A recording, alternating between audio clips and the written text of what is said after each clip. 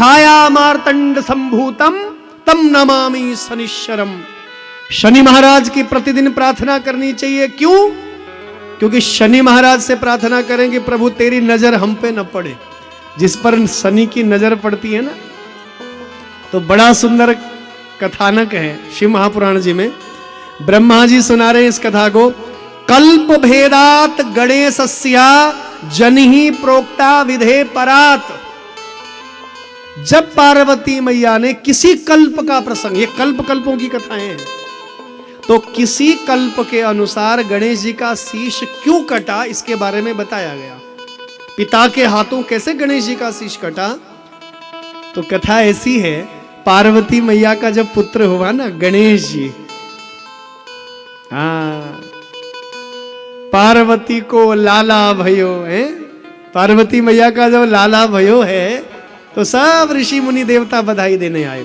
बधाई देने आते, हमारे देश की परंपराएं हैं सनातन की। पार्वती मैया का पुत्र हुआ है, सब जय जयकार कर रहे हैं, सब लोग बधाइयां दे रहे हैं, बधाई हो मैया, बधाई हो मैया, आपका लल्ला भयो है, बधाई हो, सब बधाई दे रहे हैं।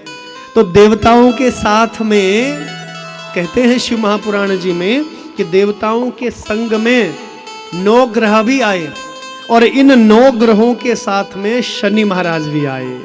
बोलो हर हर गंगे, जोर से बोलिए हर हर। इन 9 ग्रहों के साथ में शनि महाराज भी आए। तो शनि महाराज को शनि महाराज की मां ने श्राप दिया है। ध्यान देना कि तुम्हारी किसी पर भी नजर पड़ेगी तो सर्वनाश हो जाएगा। शनि महाराज की मां कौन है? छाया। कथा सुनते हैं ना, संज्ञा और छाया, 2 धर्म पत्नी है सूर्य भगवान की। तो संज्ञा माता जो है वो अपने पति के उस तेज को, प्रकाश को सहन नहीं कर पाई, माता संज्ञा। तो संज्ञा मां ने क्या किया, अपने शरीर से एक छाया, छाया मतलब अपना प्रतिबिंब, हूबहू जैसे संज्ञा थी बिल्कुल उसी प्रकार की संज्ञा।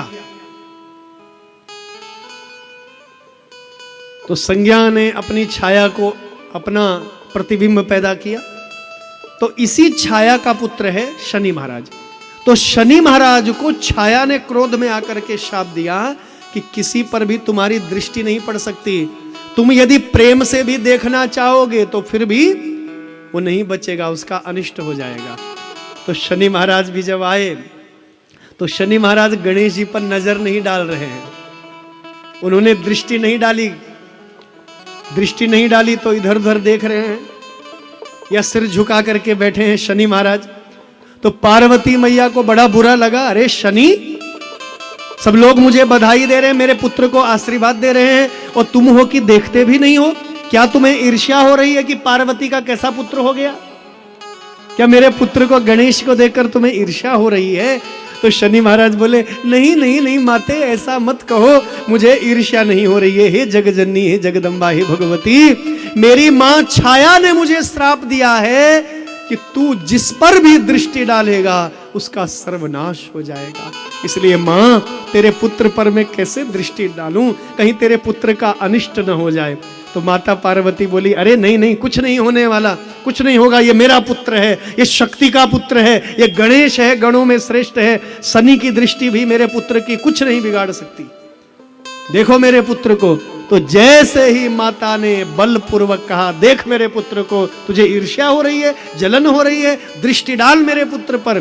तो जैसे शनि ने दृष्टि डाली, सारे देवता अपने अपने घरों को चले गए, और यहां शनि की दृष्टि पड़ने से गणेश का भाग्य बदल गया। और बंधुओं, महादेव कहते हैं तपस्या में बैठे थे, उनको पता ही नहीं, सारे जगत को पता कि पार्वती का पुत्र हुआ, लेकिन महादेव को पता ही नहीं मेरे घर में मेरा पुत्र हो गया है। तब महादेव आए और गणेश जी ने रोका, और ये सब प्रसंग हमने सुना। क्रोध में आकर के महादेव ने गणेश जी का शीश काटा। तो किसी कल्प में, ब्रह्मा जी सुना रहे हैं इस कथा को नारद ऋषि को, तो किसी कल्प के अनुसार शनि महाराज की दृष्टि से शनिम दृष्टं शिरश्छिन्नं संचितं गजमाननम् शनिम दृष्टौ शिरश्छिन्नौ संचितं गजमाननम। शनि महाराज की दृष्टि पड़ने से यहाँ पर गणेश महाराज का शीश कटा है। और जब माता पार्वती बोले मेरे पुत्र को जीवित करो, तब मां भगवती के कहने पर महादेव ने हाथ